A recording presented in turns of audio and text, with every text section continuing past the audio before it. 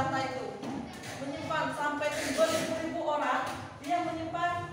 Sedangkan kalau orang, contoh kalian, sekarang kalian belajar, pas keluar di kelas, jadi bilang ini ya. Itu semua kalian ditampung di kolom otak.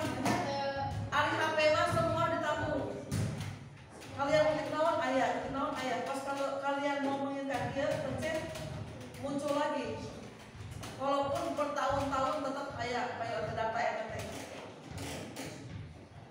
selanjutnya, apa itu etika AI dan contohnya? Contoh, bisa baca. Contoh masalah etika AI meliputi tanggung jawab dan privasi data. Kedua,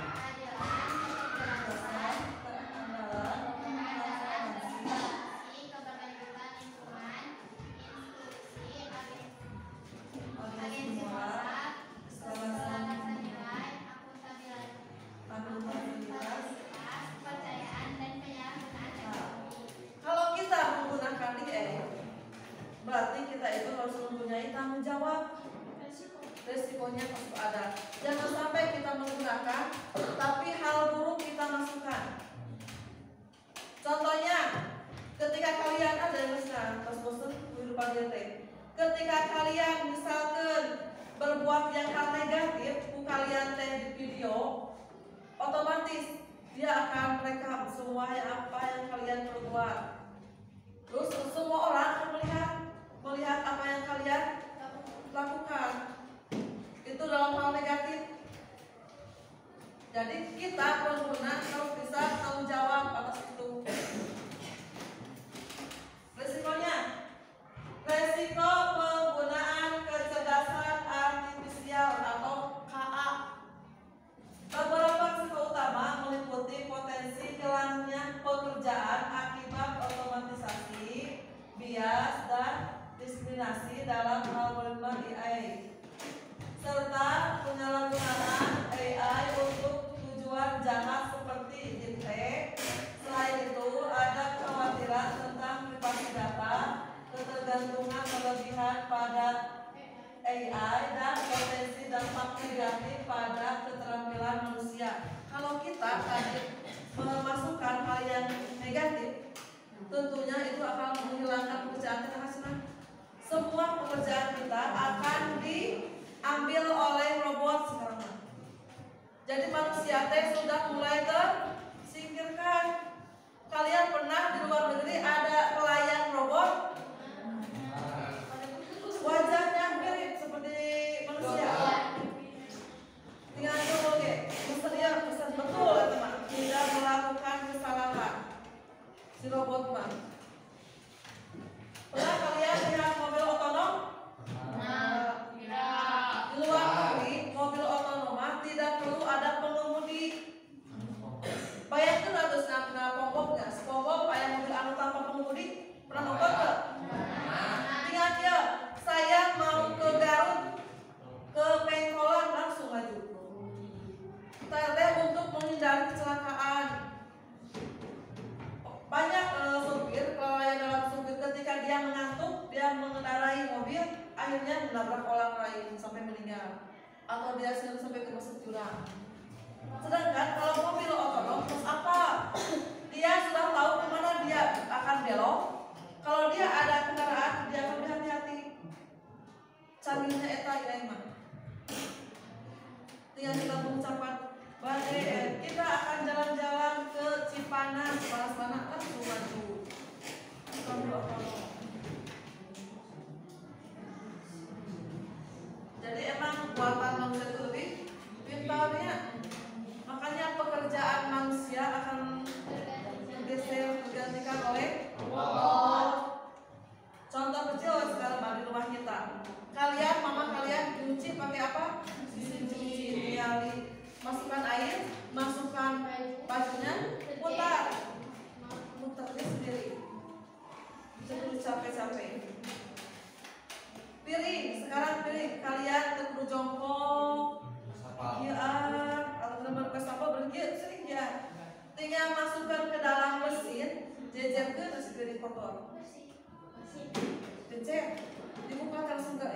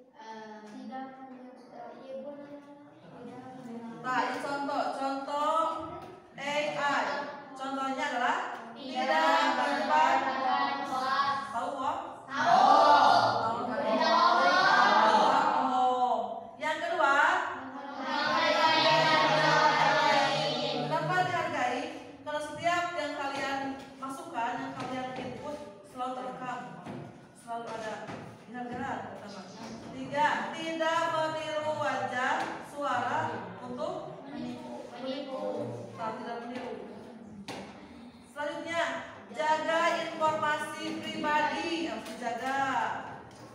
Gunakan AI untuk hal positif. Nah, kalian harus bisa memilih mana hal yang baik dan buruk untuk menggunakan AI.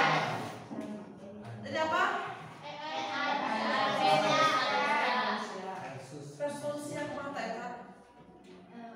AI versus manusia. Baik, ini adalah perbandingannya.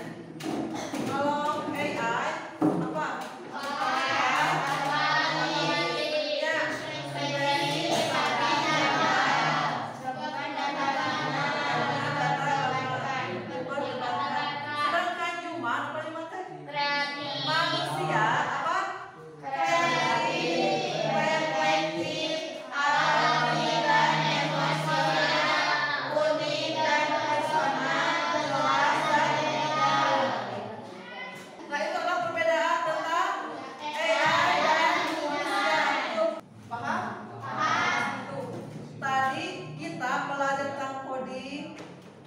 Kecerdasan artifisial, etika, resiko. Paham?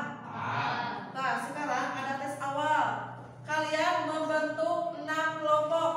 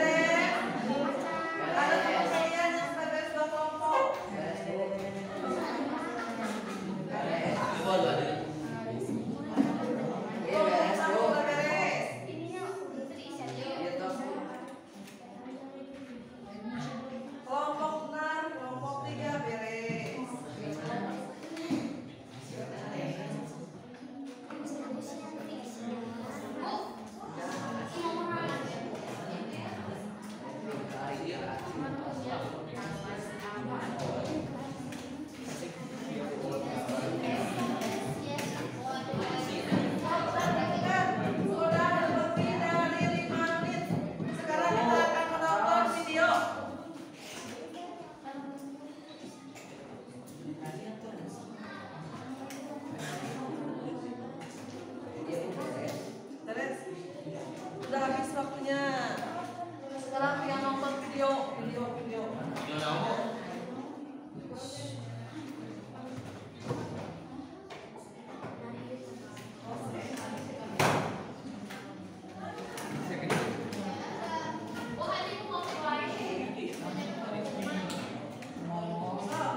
Perhatikan.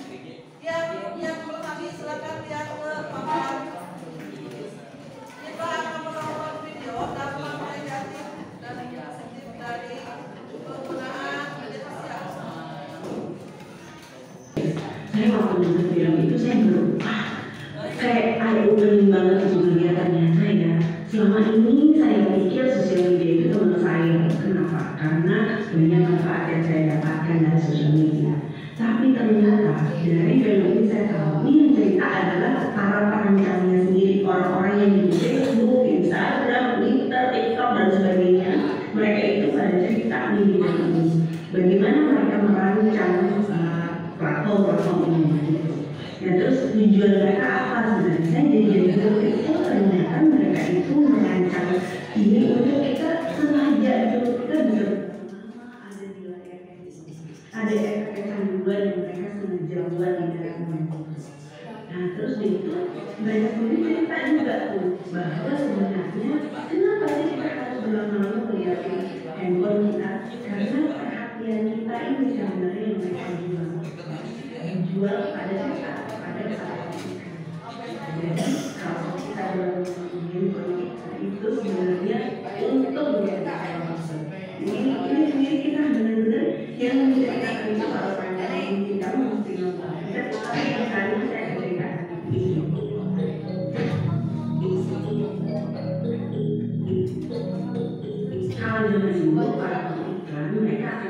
mereka itu biasanya di TV, di radio, di billboard gitu ya. Mereka pasang iklan itu tanpa mereka tahu siapa yang nonton. Pokoknya sebanyak-banyaknya aja mereka tahu. Jadi ya kalau misalnya lebih banyak orang yang lihat, pasti akan lebih banyak orang yang tertarik. Apalagi kalau mereka ulang-ulang terus, itu akan memberikan awareness kita. Tapi belum tentu juga orang yang melihat iklan mereka itu tertarik dengan itu. Benar-benar ya udah pokoknya sebanyak-banyaknya aja. Jadi biaya iklan yang harus mereka keluarkan itu baru. Kalau dibandingkan dengan zaman sekarang, mereka tahu iklan mereka itu di sosial media. Sosial media itu bisa selesai dengan minat dari orang yang tentunya melihat iklan itu. Gitu. Gak bisa ada bayarnya gitu ya. Semua yang kita lakukan itu direkam. Jadi apa gambar yang kita lihat, kemudian video yang kita nonton, kemudian apa yang kita cari di internet itu semuanya direkam oleh sistem. Jadi sampai ke detik-detiknya loh ya, berapa lama kita ngeliatin sesuatu. Semakin lama kita ngeliatin sesuatu itu akan menunjukkan bahwa kita tertarik dengan itu. Ya. Contohnya misalnya kita liatin satu baju tertentu gitu, kita liatin, kita ulang lagi ya lagi, terus dilihat lagi, makin kita tanya ya, bagus nih, makin tertarik ya. Habis itu sudah kita berkontrak mau lihat kita misalnya ada satu yang kita sambungnya itu ada iklan lagi. Kayaknya dengan perlu bilang kembali karena semuanya kayaknya mengatakan sekali. Padahal itu sebenarnya adalah algoritmanya. Dia melihat kamu tertarik dengan sekali ini, lalu dia akan mengatakan, nah ini betul, ini bagus, kayak itu bagus, pergilah sebenarnya. Ya, jadi kadang-kadang itu diarahkan seperti itu. Bukan pengertian itu ada ketemunya, ada sesuatu. Sekarang kalian membuat 3 orang nanti ke depan, ada input, ada output, ada proses. Contoh lagi ya, mobil otonom. Apa yang maksud dengan mobil otonom? Kata Abda. Hadi menjawab, mobil otonom itu mobil yang dibuat tanpa adanya pengemudi. Jadi outputnya ketika kita meminta ke jalan merdeka, dia akan menuju jalan merdeka. Yang input, jadi ada input, output, proses. Ya, siapkan 3 orang, terus Abi sebagai inputnya, Abi sebagai outputnya, sebagai proses sasahan di depan. Ada teman kalian yang ingin mempraktekkan jalan kelompok? 1, 2. Perhatikan jawaban. Di atas. Oh, iya. Di atas. 1, 2, 3, silakan mulai. Saya input. Pak, lain tuh. Input, proses, output, sok.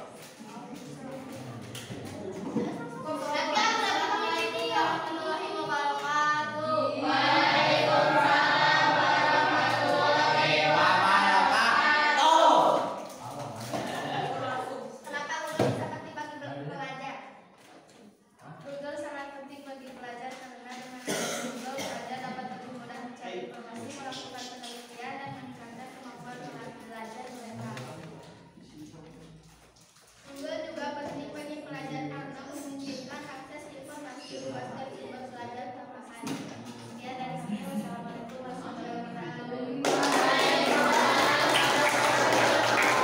Setelah kalian mempelajari tentang AI, apa yang kalian ketahui sekarang? Apakah sekarang, langsung saya jadi tahu, itu ini. Sekarang saya lebih paham. Ada yang bisa memberikan komentar atau saran setelah kalian mempelajari barusan apa yang kalian dapatkan? Lebih keras. Mendapatkan ilmu baru tentang AI. Terus apalagi siapa? Acungkan tangan. Dapat mengetahui dampak positif dan negatif tentang penggunaan AI. Apa yang dimaksud dengan AI? Mesin komputer. Terus mesin komputer maksudnya yang bisa berpikir seperti bedanya AI dengan